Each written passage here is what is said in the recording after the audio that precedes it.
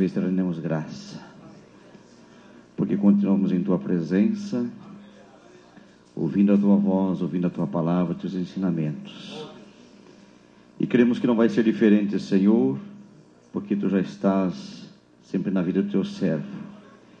E usa como instrumento nesta noite para a edificação das nossas vidas e para a glória e louvor do Teu santo e poderoso nome. Amém, Jesus. Amém.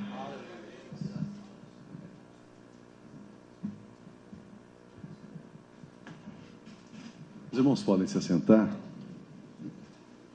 Eu quero saudá-lo, eu quero cumprimentá-lo, desejando a você a paz, a graça do Senhor Jesus. Você recebe essa paz no seu coração, no seu ministério, na sua casa, na sua mente, amém?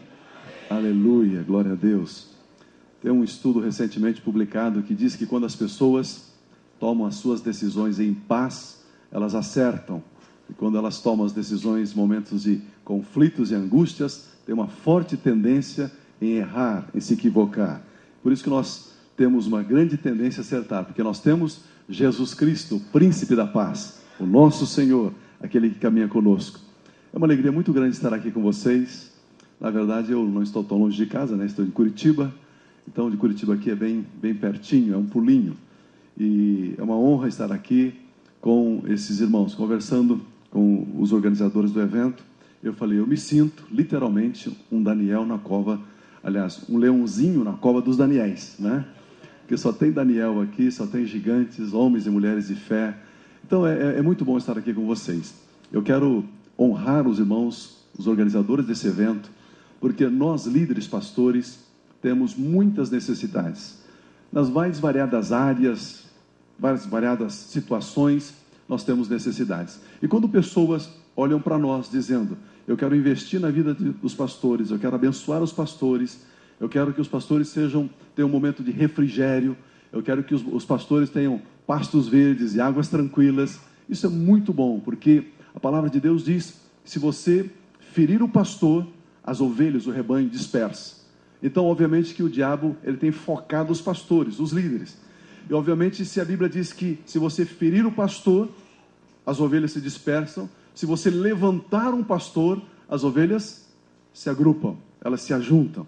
Então nós queremos cada vez mais ver você forte, confiante, crendo. Estamos chegando no final do ano sempre é mais desgastante, o segundo semestre é mais puxado. Algumas pessoas dizem, puxa vida, será que eu vou ter férias? As férias estão chegando, preciso de um descanso, preciso de um renovo. E eu vejo que esse projeto visa abençoar a sua vida. E nós louvamos a Deus pela vida desse ministério, desse instituto, desses irmãos que têm se doado para abençoar a vida daqueles que sempre abençoam. Queridos, eu tinha aqui uma palavra e talvez eu fale com vocês amanhã. Eu sou um sonhador. Eu gosto muito de sonhar. E sem sonho você não vê. E se você não enxerga, você não consegue alcançar. Você alcança aquilo que você enxerga, aquilo que você vê. A minha vida, o meu ministério, a minha trajetória é de sonhos. As pessoas dizem, Pio, você é um sonhador. Eu sempre estou sonhando. Esses dias, recebendo um colega dos Estados Unidos, ele diz, olha, você já tem alcançado muito, né? Num país como o Brasil, terminamos de construir o nosso templo. É um templo que a gente coloca lá umas 3.500 pessoas sentadas. Precisamos fazer 2, 3 celebrações no final de semana, uma no sábado e 2 no domingo, para receber todo o povo que chega ali. Até o final desse ano, nós temos um alvo, nós temos o objetivo de ter mais 500 novos membros, ou seja, novembro e dezembro, em 2 meses, 500 novos membros na igreja. A igreja está crescendo de uma forma bastante acelerada. Já tivemos perto de 3.000 conversões este ano, só este ano. Então, nós estamos declarando sempre, estamos em avivamento, Deus está derramando, os céus estão abertos, e nós queremos ainda mais alcançar as almas, as vidas para Deus. O nosso título, o nosso tema é salvar vidas e formar líderes. Nós queremos salvar as vidas e formar uma liderança forte. Eu sempre brinco e digo que liderança é tão importante que Jesus primeiro formou a liderança para depois salvá-los. Primeiro ele formou um grupo de líderes, depois ele ofertou a salvação para eles. Então a liderança é muito importante. Eu vejo que um projeto como esse fortalece a liderança, abençoa a liderança, nos ajuda a sonhar ainda mais. Mas eu quero conversar sobre os sonhos com vocês amanhã. Amanhã eu falo sobre os sonhos. Hoje, enquanto o professor estava ministrando aqui, me veio um texto na mente, e eu quero, de forma improvisada, compartilhar esse texto de João, capítulo 6. Evangelho de João, capítulo 6. É um texto muito conhecido, extremamente conhecido, mas é um texto que ele é muito rico, ele é muito interessante para a edificação da liderança, do povo de Deus, do corpo de Cristo.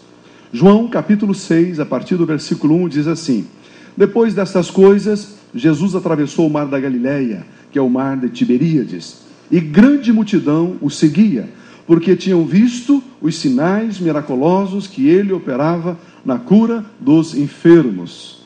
E o texto continua dizendo, no versículo seguinte: Então Jesus subiu ao monte e assentou-se ali com os seus discípulos. A Páscoa, que é festa dos judeus, ela estava próxima. E Jesus, erguendo os olhos e vendo uma grande multidão que se aproximava, disse a Filipe, um dos seus discípulos: Onde compraremos pão para toda essa gente comer? É aquela pergunta de alguém que sempre se importa, né? É o Jesus que sempre quer socorrer, abençoar, atender, abrigar, agasalhar. E ele diz assim: Aonde compraremos pão para toda essa gente comer? Versículo 6. Ele perguntava isto somente para o experimentar, pois já sabia o que ia fazer. Eu vejo o humor de Jesus, né? Isso aqui é o humor de Jesus. Escuta, Filipe, aonde nós vamos comprar pão para essa multidão comer? Filipe fica assim, né, meio acuado, sem responder, mas Jesus estava brincando com Filipe. O humor de Deus. Versículo 7. Respondeu-lhe Filipe, provavelmente ele era um contador, um matemático, um administrador: 200 denários de pão não bastariam para que cada um deles recebesse um pequeno pedaço. Outro dos seus discípulos, André, irmão de Simão Pedro, disse: Está aqui um rapaz que tem 5 pães de cevada pequenos e 2 peixinhos. Mas o que é isso para tantos? Disse Jesus: Mandai o povo assentar-se. E havia muita relva naquele lugar.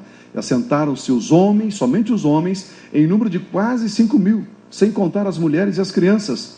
Então Jesus tomou os pães, deu graças, repartiu-os com os que estavam assentados, e ele o fez também com os peixes. O mesmo ele fez com os peixes. Quando estavam saciados, Jesus disse aos discípulos: Recolhei os pedaços que sobraram, para que nada se perca. E recolheram então, e encheram 12 cestos de pedaços dos 5 pães de cevada que sobraram aos que haviam comido.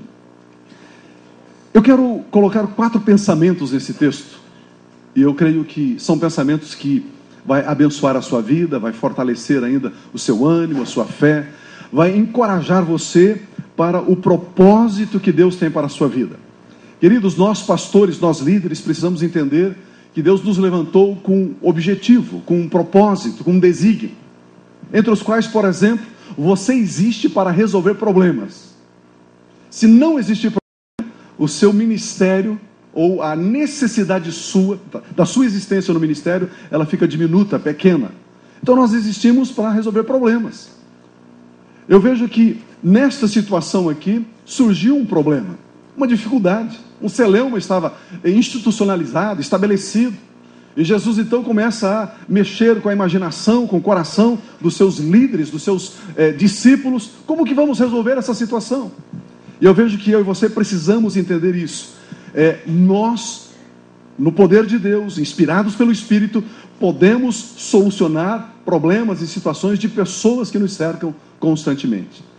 E é interessante que eu e você ainda não alcançamos o todo de Deus. Fazendo um parênteses aqui. Você acha que Jesus morreu na cruz, deixou o trono à direita do Pai, se fez homem, se fez gente como a gente, esteve aqui, caminhou sobre a terra, assumiu o meu pecado, o seu pecado, pagou a nossa dívida, foi assunto aos céus, enviou o Espírito Santo? Você acha que ele fez tudo isso para que a igreja chegasse somente aonde ela chegou? Não, né? Tem mais. Tem mais. tem mais.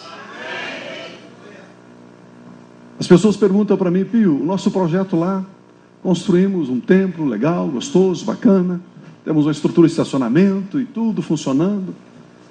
Contando as igrejas que caminham conosco, temos 15 mil membros em 17 anos. A igreja cresce de uma forma assim assustadora. E aí? Falei, não, talvez a gente esteja em 20% do projeto. Temos 80% pela frente.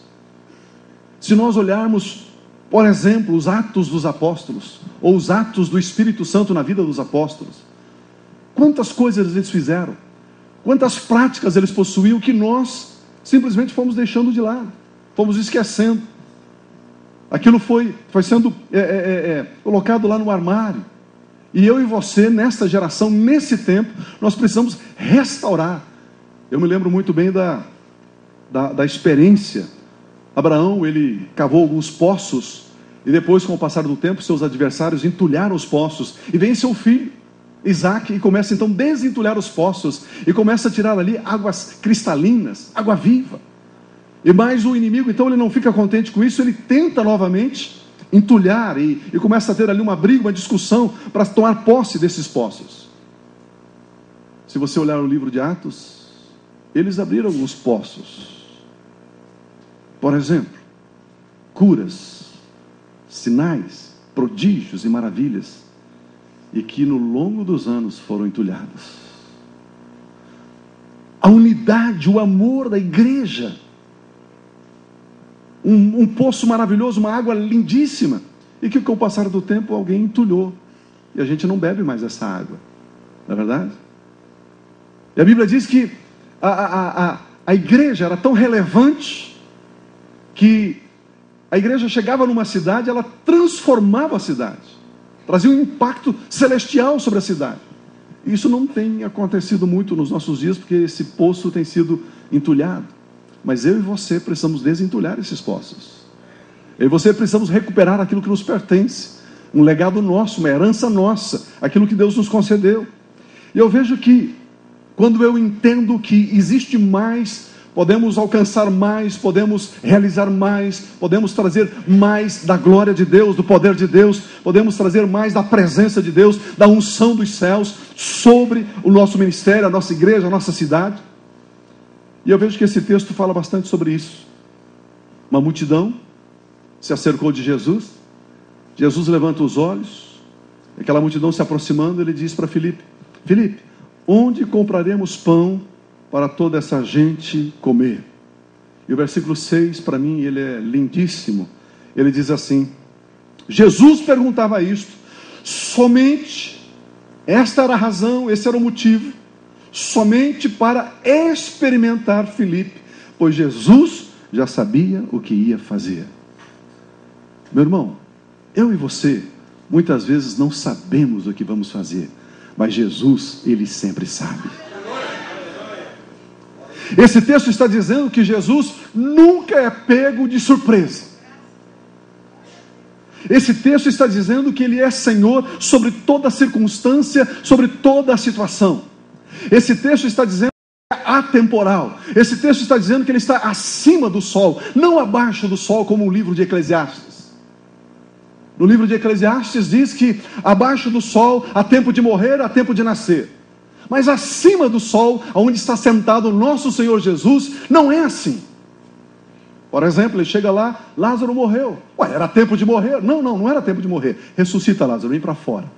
Ele começa a trazer as manifestações do reino dos céus, daquilo que está acima do sol, para a realidade terrena. Venha o teu reino, seja feita a sua vontade.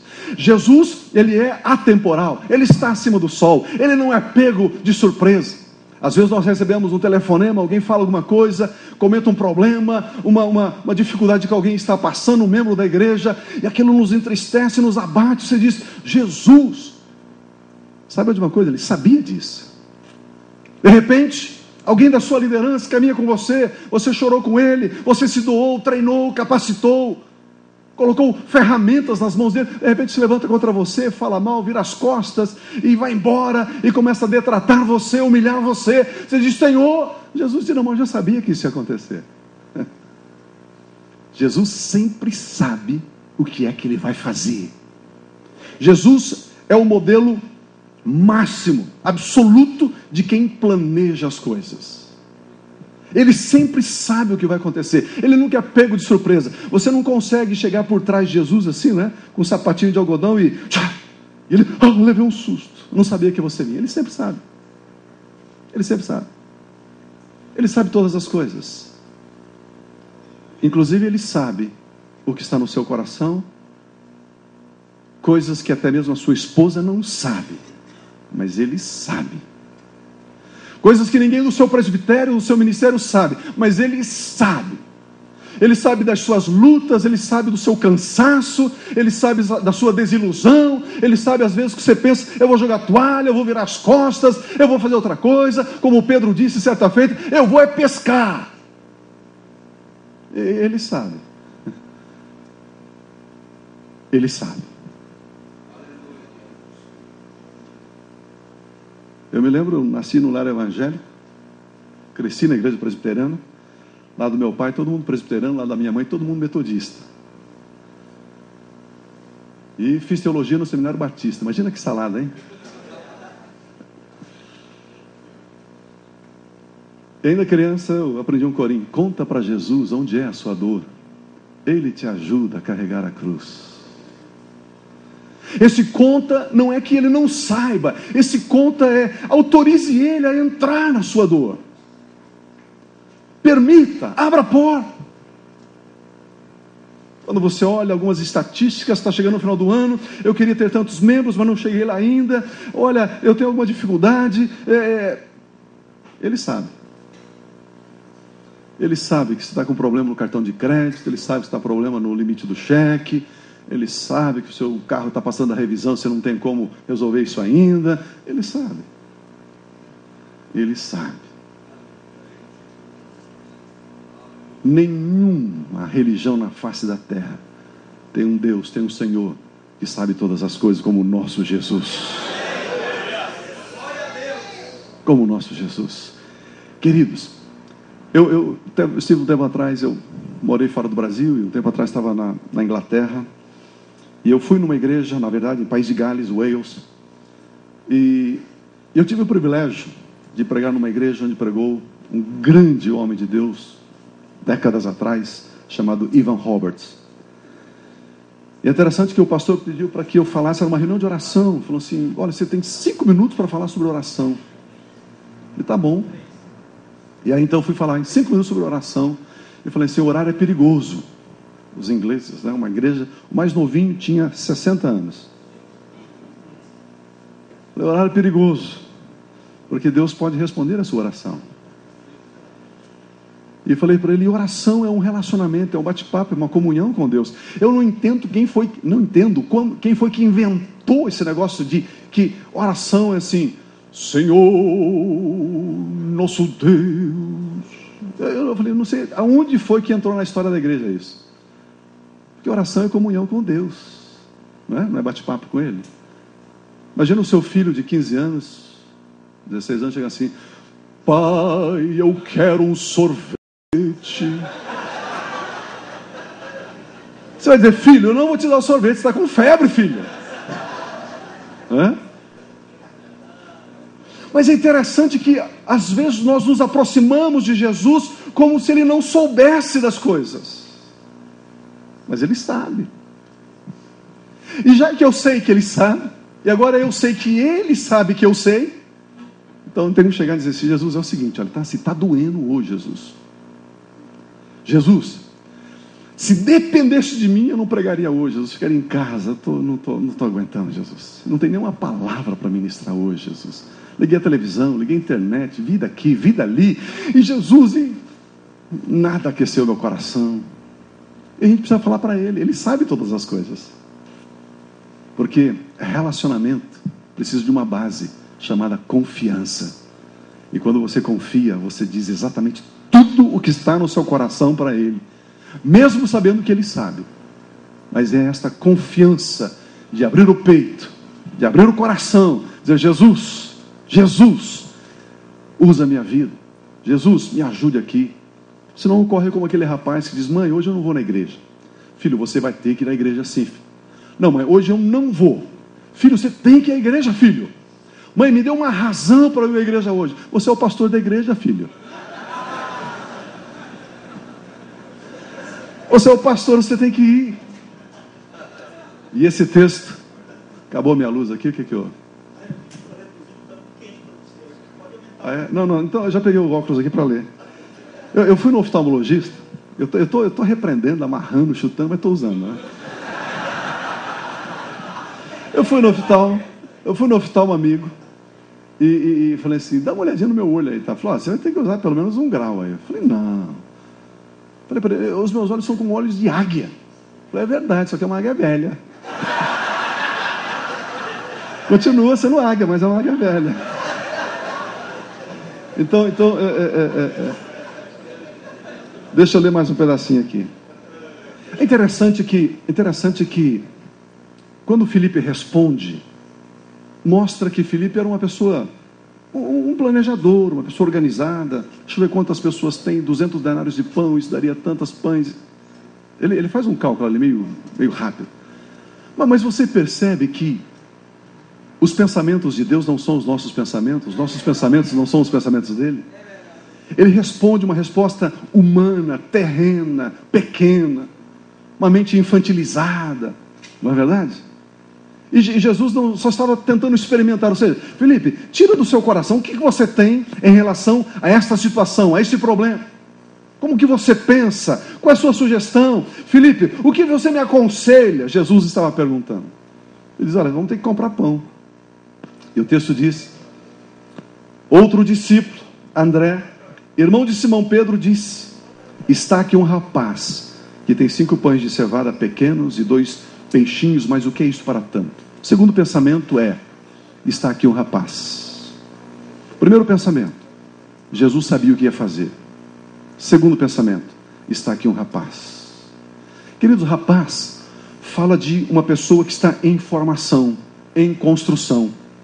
Rapaz refere-se aqui a uma pessoa que ainda não tem grandes experiências, não tem uma bagagem, não tem solução, uma solução completa, perfeita. Rapaz aqui fala de uma pessoa que você não colocaria responsabilidades, decisões importantes nas mãos dele. Está aqui um rapaz. Está aqui um rapaz. E aí eu vejo uma coisa muito, muito linda, algo bem especial aqui. Está aqui um rapaz. O reino de Deus, a igreja, ela é inclusiva, includente. Ela tem espaço para os ninjas da fé, né? E ela tem espaço também para os rapazes. Na igreja existe espaço para aqueles que têm todas as respostas teológicas. Existe também espaço para aqueles que estão querendo aprender o beabá da fé cristã. O reino de Deus, a igreja, não exclui pessoas, ela inclui pessoas. Está aqui um rapaz. De repente você diz, olha, eu não tenho a fé de fulano de tal, eu não prego como fulano de tal, eu não tenho uma igreja relevante ainda como fulano de tal. Queridos, isso não é importante, não é significativo, isso não tem peso diante dos céus. Eu posso ver Pedro cometendo as suas pedrices, né? Seus atrapalhos, seus erros. Eu vejo Jesus olhando por trás, coçando a barba e dizendo, Pedro, você não sabe, mas amanhã sua sombra vai curar enfermos. Percebe que Deus, Ele continua a trabalhar conosco, porque Ele sabe o que é que nós seremos daqui a pouco. Ele continua a trabalhar conosco, porque Ele sabe que ainda nós não estamos acabados, terminados. Porque se eu já tivesse chegado no fim do processo de Deus na minha vida, eu diria, Deus, acho que o Senhor investiu na pessoa errada. É verdade? Você acha que Deus terminou com você? Eu costumo dizer, brincando, que se você pegar um bisturi, abrir só a pele, assim, bem, não lê muito, né? Só a pelezinha aqui do peito, e abrir um pouco a pele, vai achar uma plaquinha, em construção. Nós estamos em construção. Está aqui um rapaz, Senhor, eu não tenho na minha igreja ainda, Senhor, uma estrutura de música, cantores, uma banda, um coral. Deus, então, por isso não, meu irmão, não se preocupa com isso. Pega o rapaz. Pegue o rapaz. Pegue aquelas pessoas que se dispõem. Você não precisa contar, às vezes, para as grandes soluções com pessoas geniais, porque Deus, às vezes, não precisa usar essas pessoas geniais. Ele precisa usar aquelas pessoas que se dispõem. Ah, se eu tivesse na minha igreja alguns casais, algumas famílias, assim.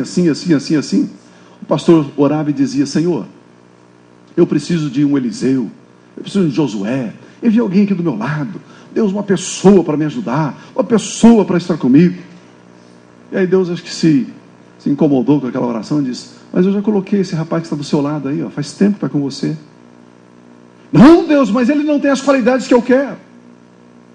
E às vezes a gente estabelece alguns padrões, a gente coloca algumas expectativas, cria um rol de expectações dizendo: tem que ser assim. E não é, meu irmão, não é. Começa a olhar aqueles que ainda não são, começa a olhar aqueles que ainda não podem, começa a olhar com aqueles que ainda não têm, começa a olhar. Eu me lembro que quando começamos a igreja, há 17 anos atrás, um pastor amigo veio, participou, éramos eu, minha esposa e mais 9 casais, éramos em 10, na sala da casa, orávamos, conversávamos, e Deus dizia: vamos começar um projeto aí, então vamos. Veio um pastor, amigo, colega, e olhou o grupo e disse: você tem certeza que você vai fazer uma igreja com esse pessoal aí? Falei: pois é, mas Deus me deu rapazes, é o que eu tenho. Aliás, a Bíblia diz que Jesus passou a noite inteira orando, escolheu os 12, e que 12 que ele escolheu, não é? Acho que nem precisava passar a noite toda orando para escolher aqueles 12. Mas percebe, queridos, o que eu quero dizer para você, o que eu quero encorajar você: abra os olhos e veja o todo. Não rotule, não defina a qualidade dizendo: se a pessoa tiver essa qualidade, ele pode ocupar essa função, ocupar esse cargo, ocupar esse papel, fazer essa tarefa. Não, abre espaço para os rapazes, abre espaços para os meninos. Nossa igreja em Curitiba, nós temos tido um momento muito especial de Deus. Hoje, com certeza tem um grupo, não sei, eles reúnem, ninguém marca, ninguém convoca, ninguém nada. Eu passo lá na igreja 10, 11 horas, meia-noite, 1 da manhã, tem 70 jovens, 80 jovens, 100 jovens, 120 jovens de joelhos orando. Orando, e não fomos nós que dizemos: os jovens têm que vir orar. Não, o Espírito de Deus está lá. Nós temos perto de 1.200 crianças por domingo, nós chamamos de escola bíblica infantil. 1.200 crianças nos mais variados departamentos, idades e classes, enfim. Ao terminar, uma grande maioria das crianças, ao terminar o culto delas, a escola bíblica delas, sabe o que elas fazem? Elas correm para o templo, para pegar o final do culto. Sabe para fazer o quê? Para ajoelhar na frente e orarem. Aquelas criancinhas lá. Esses dias eu estava pregando, ministrando, e veio um garoto de mais ou menos 10 anos de idade. Chegou na frente assim, fechou os olhinhos, levantou as mãozinhas e começou a chorar. E eu pregando. E eu olhava para aquele garoto assim, a igreja toda sentada, aquela multidão sentada, aquele menininho ali na frente. E eu olhei para ele e falei: Deus, eu sei que o Senhor vai responder 100% o que ele está pedindo, porque ele crê no Senhor. Ele crê. Dê espaço para os meninos, dê espaço para os jovens, dê espaço para as jovens. Não selecione as pessoas na sua ótica, na sua percepção, na sua avaliação. Diga: Deus, faça do seu jeito aqui, Senhor. Levante as pessoas que o Senhor assim o desejar. Está aqui o menino. E o texto diz: o que o menino tem? 5 pães de cevada. Você sabe que o pão de cevada era o pão da classe pobre, porque a classe rica comia pão de trigo, mas os pobres tinham pão de cevada. Está aqui um pãozinho de cevada, 5 pãezinhos, 2 peixinhos. É isso que o jovem tem para oferecer. Jogue fora, dispersa ele, diga que não adianta vir. Não, espera lá. Tem um rapaz com 5 pães e 2 peixinhos? Tem. Então vamos fazer o seguinte. Começou o milagre. Queria dizer uma coisa tão impressionante. Quando esse rapaz saiu de casa, a mãe dele preparou esse lanche. Foi um rapaz, inclusive, não sei se era aquele adolescente que come de meia hora, né? Mas ele trouxe o lanche. E é interessante que eles chegam para ele e dizem assim: escuta, você me dá os 5 pães e os 2 peixinhos que você tem? um adolescente não vai fazer isso, né? Ele vai entregar o lanchinho que ele tem? Ninguém tinha. E é interessante que ele partilhou, ele entregou, ele deu o que ele possuía. Ele deu o que ele possuía. Ele colocou aquilo que ele possuía nas mãos do Senhor Jesus. Queridos, é tão impressionante isso quando nós tomamos os jovens, dizemos: jovem, pega o que você tem, o seu vigor, a sua força, a sua alegria, a sua dança, o seu júbilo, e vamos colocar diante do Senhor. Entregue nas mãos do Senhor Jesus. Como é diferente. E o texto diz que disse Jesus: mandai o povo assentar. E havia muita relva naquele lugar. Quando Jesus ouve, tem um rapaz com 5 pães, Jesus disse: diga para o povo sentar. Eu sei que esse rapaz não irá me negar o que ele possui. Jesus confiava nele. E Jesus disse: diga para o povo se assentar aqui num lugar onde existe muita relva. Esse é o terceiro ponto que eu quero destacar para você. Havia muita relva. Havia muita grama. E aí, quando eu leio havia muita relva, a minha mente é remetida para o Salmo 23. O Senhor meu pastor, nada me faltará. Deitar-me faz em verdes pastos. Deitar-me faz onde existe muita relva. Queridos, eu vejo que este é um quadro que descreve a igreja.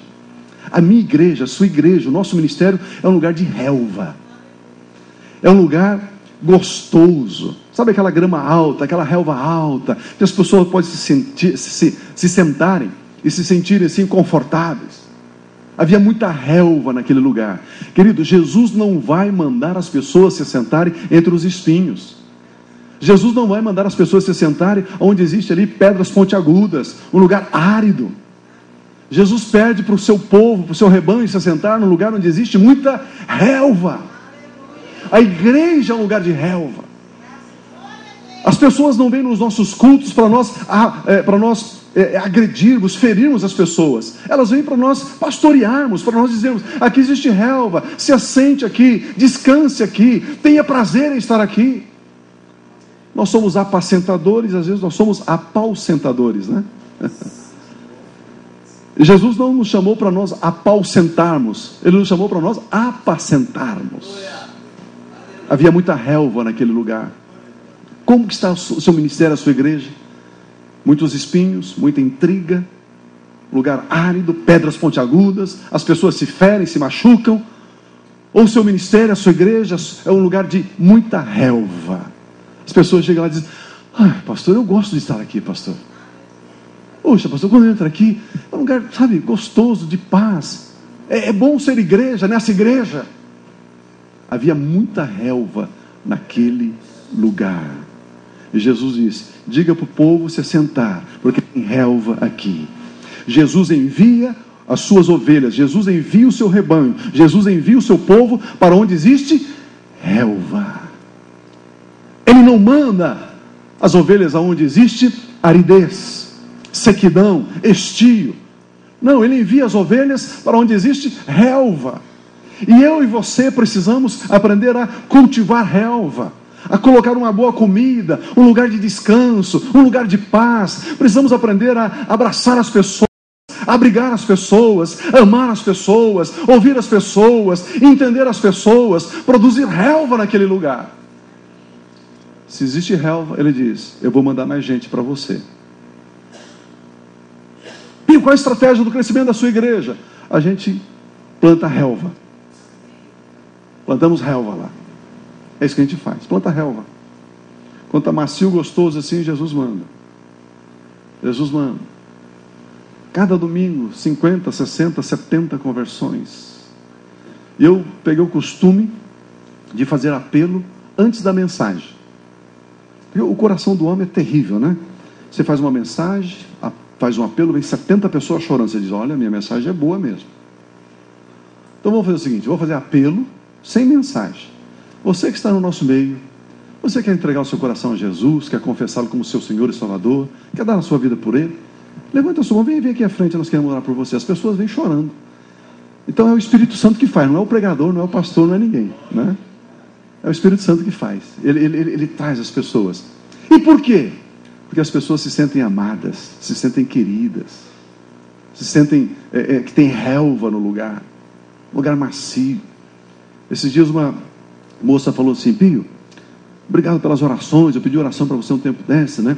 Eu precisava arrumar um namorado, eu quero casar.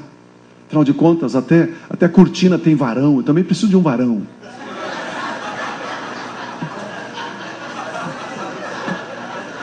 Também quero um varão. Aí você orou e eu estou com um namorado. Falei, aí quem que é? Quem que é o rapaz? Deixa eu conhecer. Quem que são os pais dele? Não, ele não é aqui da igreja não. Não é da igreja não? De onde que ele é? Não, na verdade ele não é cristão não. Não é. Na verdade ele é até assim, agnóstico, ele tem lá uma religião diferente e tal. E você diz que isso é a resposta da minha oração? Não, é que você orou. Falei, irmã, chuta que é laço, irmã. Chuta, isso é laço. Tem que vigiar, irmã. Irmã, a Bíblia diz que Jesus leva você para a relva. Isso não é relva. Isso não é relva. Aí outro rapaz diz: olha, obrigado, hein? Você orou, conseguiu um trabalho, conseguiu um emprego. Falei, amém, irmão, glória a Deus, que bênção, né? Vai aumentar o dízimo da igreja agora, ele conseguiu um trabalho e tal. E aí então ele falou, é um trabalho assim. Aonde você vai trabalhar? É o tal lugar assim. Eu vou faltar no grupo familiar, na célula. Agora no sábado eu não venho no culto dos jovens. E no domingo só tenho vaga livre só uma vez por mês. Falei, você acha que esse trabalho é Deus que está lhe dando? Meu irmão, isso não é relva. A Bíblia diz que Jesus conduz o seu rebanho para a relva. Para a relva. Não para você se afastar dele. Não para você se endurecer. Não para você cultivar relacionamentos que vão machucar você, ferir você, entristecer você, enfraquecer você na sua fé. Relva. Essa é a proposição dele. E aí, o versículo continua dizendo: se assentaram ali os homens, em número de quase 5.000. Então, Jesus tomou os pães, deu graças e repartiu com os que estavam assentados, e também foi para aconteceu o mesmo com os peixes. Quando estavam saciados, Jesus disse aos discípulos: recolhei os pedaços que sobraram. Em quarto lugar, essa expressão, quando estavam saciados. Quando estavam saciados. Primeiro pensamento, Jesus sempre sabe o que vai fazer. Segundo pensamento, ele atende a todos, oportuniza a todos, inclusive aos inexperientes, inclusive aos rapazes, inclusive às crianças. Terceiro lugar, terceiro pensamento que eu tenho compartilhado com você, havia muita relva naquele lugar. Quarto pensamento, todos estavam saciados. Todos. Aquela saciedade, aquela satisfação que somente encontramos em Cristo Jesus. Queridos, existe algo que eu e você precisamos de uma libertação. A gente liga a televisão e vê uma atriz, uma artista, dizendo: olha, esse é o meu 5º casamento, agora eu sou feliz porque encontrei um camarada certo, estou feliz. Encontra um ator, ele diz: olha, esse é o meu 10º casamento, eu estou com a fulana de tal, ela é uma pessoa maravilhosa, estamos felizes, isso é muito bom. E de repente isso começa a bombardear as nossas convicções, começa a bombardear a nossa fé. Não, o importante é feliz, né? Já está no 10º casamento, isso é assim mesmo. Queridos, não existe felicidade nisso. A palavra de Deus nos diz em Isaías: o ímpio não tem paz. Ele é como o mar revolto. Ele não tem paz. E às vezes nós nos esquecemos, ministros do Evangelho, pastores, pastoras, servos de Deus, líderes da igreja do Senhor Jesus, nós nos esquecemos que a satisfação, que a saciedade, que a completação do coração do homem acontece somente em Cristo Jesus. Às vezes a gente acha que a pessoa pode ser feliz fora do Evangelho, fora de Cristo Jesus. É impossível. Por isso que eu e você temos a mensagem, a resposta, a solução que o homem precisa. Amém, amados? Às vezes a gente se confunde um pouco. Não, sabe, aquela pessoa é feliz, é uma pessoa que tem muitos recursos, tem muito dinheiro, tem muito isso, tem muito aquilo. Então ela também tem uma vida boa, ela tem um bom emprego, ela tem uma boa formação, uma boa educação, é uma pessoa satisfeita. Não. E aí eu e você precisamos ter a visão do padre católico.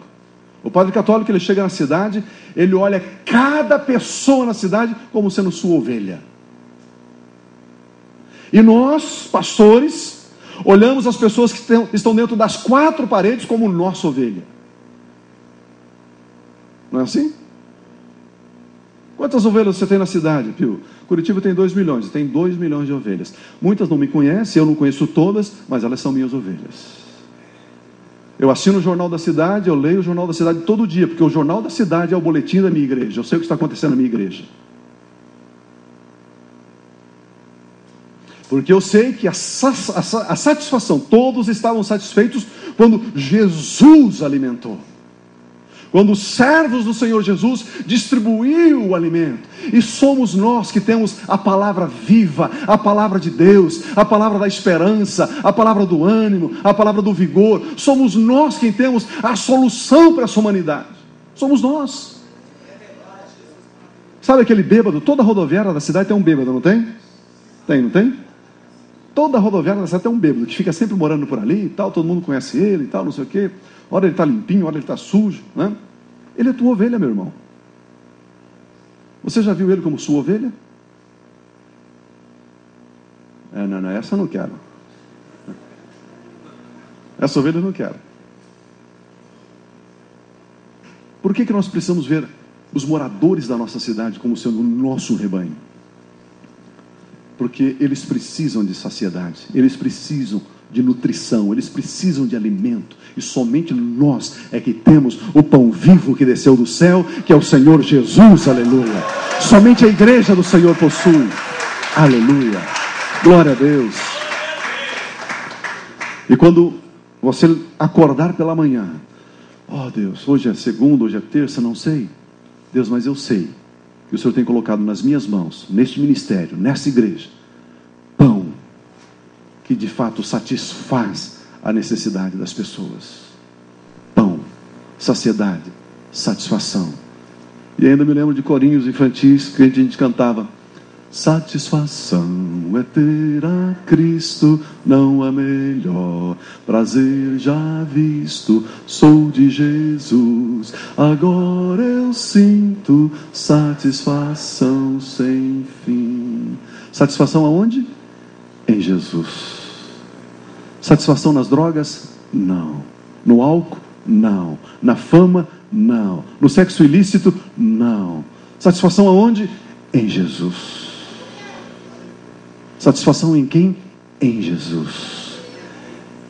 E Jesus é distribuído, é partilhado por quem? Por nós, pastores, homens e mulheres de Deus. Queridos, quando nós entendemos, entre aspas, 1000 vezes aqui, com toda a reverência, mas quando nós entendemos que temos o melhor produto da terra, produto entre aspas aqui, quando nós entendemos que temos o melhor produto da terra, chamado Jesus Cristo, qual a necessidade da pessoa? Cura, ok, ele é especialista nessa área. Qual a necessidade dessa família? Paz, harmonia, alegria, ok, esse produto resolve. Qual a necessidade do coração desse jovem? Ele precisa de confiança, de consolo, de conforto, ok, Jesus atende. Quando nós entendemos que esse, entre aspas, mais uma vez, produto Jesus é capaz de solucionar qualquer necessidade humana, quando entendemos isso, uau, e esse produto está nas nossas mãos, ou melhor, ele está no nosso coração, ele está nos nossos lábios. Esta é a palavra da fé que pregamos, esta é a palavra que restaura, esta é a palavra que libera, esta é a palavra que liberta. Nós temos o pão, nós temos a mensagem, nós temos a palavra que dá a satisfação, a transformação no coração das pessoas. Eu quero terminar com esse pensamento. Queridos, Naamã, um grande general, um grande homem, ele era leproso. A Bíblia não diz por que ele se tornou leproso, mas diz que era leproso. É interessante que este homem, ele precisava apenas de uma palavra para que o mal fosse debelado. E ele vem ao profeta, e o profeta diz: vá, mergulhe 7 vezes no Jordão, e a sua carne ficará purificada, limpa. Uma palavra. Você já percebeu que muitas pessoas que nos cercam precisam de apenas uma palavra? Ou seja, apenas de um pedaço de pão, apenas de uma pequena mensagem, para que a saciedade, a satisfação seja instalada, para que ele tenha dentro de si como um espigão, uma verdade inquestionável de satisfação em Jesus. É interessante que quando as pessoas aprendem isso, quando as pessoas estão nutridas, imagina, você vai almoçar comigo, você come abastadamente, sem ser a gula, né? Você come bem. Eu lhe digo, irmão, sirva mais um pouco. Você diz, não, eu estou satisfeito. Agora você imagina a nossa igreja, os nossos membros satisfeitos em Jesus. Vem o diabo e diz para o jovem, use drogas. Ele diz, não, já estou satisfeito. Vem o outro e diz, se embriague. Ele diz, não, estou satisfeito. Faça negócios ilícitos na sua empresa. Não, estou satisfeito. Que tal se você se envolvesse nisso? Não, não, obrigado, eu estou satisfeito. Quando todos estavam satisfeitos, quando todos estavam saciados, todos saciados, ele não faz acepção de pessoas. O pão vivo que desceu do céu consegue mitigar a fome, a sede de cada pessoa na face da terra. Eu quero deixar esse pensamento no seu coração. Você não está sozinho. Jesus Cristo está com você e Ele sabe exatamente o que você tem que fazer. Olhe para as pessoas que estão ao seu lado, mesmo os meninos, os rapazes que não têm experiência, qualificação, capacitação, eles poderão ser um instrumento de Deus para abençoar a sua vida. E o texto diz que havia muita relva naquele lugar. Comece a construir a sua igreja um ambiente de relva, um ambiente gostoso. Faça da sua igreja um ambiente de relva, para as pessoas se assentarem, estarem satisfeitas. Os programas, os projetos, as propostas que você traz ali, seja relva. E aí todos estarão satisfeitos, todos estarão saciados. E o Senhor nosso Deus será glorificado. Amém, amados? Eu quero deixar esse pensamento com você. Deus permitindo, amanhã eu quero conversar um pouquinho sobre sonhos, a importância dos sonhos, a necessidade dos sonhos, dar alguns exemplos, e quero usar como roteiro a vida do nosso grande irmão José.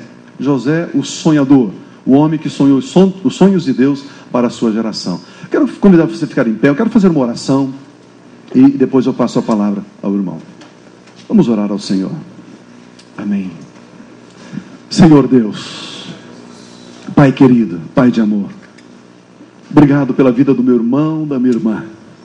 Obrigado, Senhor, pelo esmero, pela força, pela dedicação de terem saído dos seus lares, alguns deixando esposa e filhos para estarem aqui. Deus, recompense, Senhor. Senhor, que cada um sinta o braço consolador do Senhor abraçando. Pai, que cada um se sinta como filho sendo amado pelo Pai Celestial. Ah, Senhor, aquele que está com perguntas, com dúvidas, sem saber o que fazer, Jesus, o Senhor sabe o que fazer. Aqueles que se sentem inclusive como rapazes, incapazes, inseguros, amedrontados, acuados, Jesus, o Senhor usa os rapazes.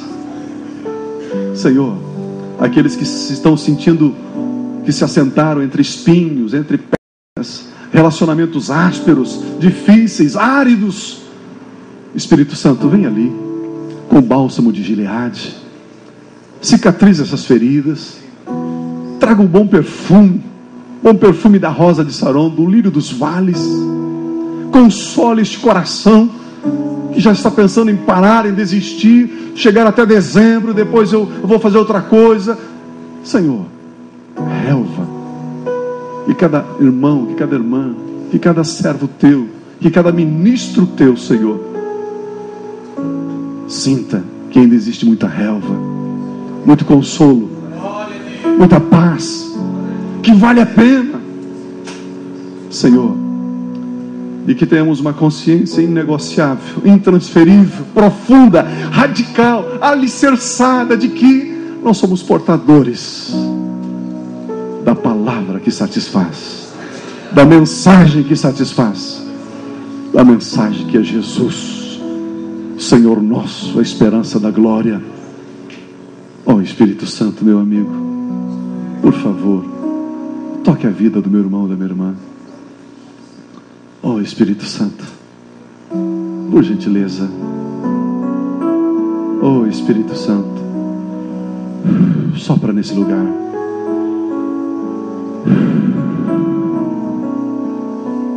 Oh, Espírito Santo, aqui estamos nós. Somos membros do corpo, somos um. Somos um. Somos um. Oh, Espírito Santo, deixa descer o manto da sua unção sobre nós. Oh, Espírito Santo, precisamos do Senhor. Oh, Jesus, o Senhor disse: recebereis poder ao descer sobre vós o Espírito Santo. Nós precisamos desse dunamis, precisamos desse poder, desse vigor, dessa força, não humana, não força produzida, causada por alimentos terrenos, mas uma força oriunda dos céus. Oh, Espírito Santo, guia-nos em toda a verdade, seja o nosso Consolador. Oh, Espírito Santo, entre até mesmo nas ranhuras do nosso ministério. Oh, Espírito Santo, seja o nosso Pai. Oh, Espírito Santo, não queremos fazer por nós mesmos, precisamos de Ti, precisamos de Ti. Senhor, eu declaro, eu profetizo um novo vigor, um novo ânimo, uma nova ousadia, uma nova autoridade. Ó Senhor, uma nova disposição. Ó Senhor, novos alvos, uma nova alegria. Senhor, eu declaro que as vestes de lamentos estão sendo substituídas por vestes de louvor, vestes de alegria. Aquele espírito angustiado, entristecido, está sendo colocado agora um espírito alegre, um espírito que confia, que crê, que é ousado pelo poder do alto. Eu profetizo na sua vida, meu irmão, que jamais faltará óleo sobre a sua cabeça. Eu declaro como um jardim regado, cujas águas nunca faltam. Eu declaro que das tuas mãos sairá o abraço, o afeto, o carinho, a cura. Eu declaro o favor de Deus sobre as suas vidas. Meu irmão, eu olho pela fé os próximos dias da sua vida, do seu ministério, e você está entrando nos melhores dias da sua vida. Você está entrando nos melhores dias do seu ministério. Você vai colher apressadamente. Você vai correr sem se cansar. Você subirá com asas como águias. As suas mãos alcançarão as extremidades da sua cidade, do seu município, porque o Senhor Jesus te levanta, o Senhor Jesus te impele, o Senhor Jesus te usa, o Senhor Jesus te capacita. Ele te leva para lugares que ainda você não foi. Pai, obrigado porque estamos em dias especiais. Obrigado, Senhor, porque o avivamento está chegando no estado do Paraná. O avivamento no mais amplo do seu conceito está chegando, Senhor, em cada igreja, em cada ministério, em cada família de pastor, os filhos. Nós declaramos, Pai, céus abertos sobre o nosso estado. Nós declaramos, ó Deus, que esse estado está sendo abalado pelos céus, pela presença, pela glória, pelo poder do Senhor. Oh, Senhor, aleluia, aleluia, aleluia.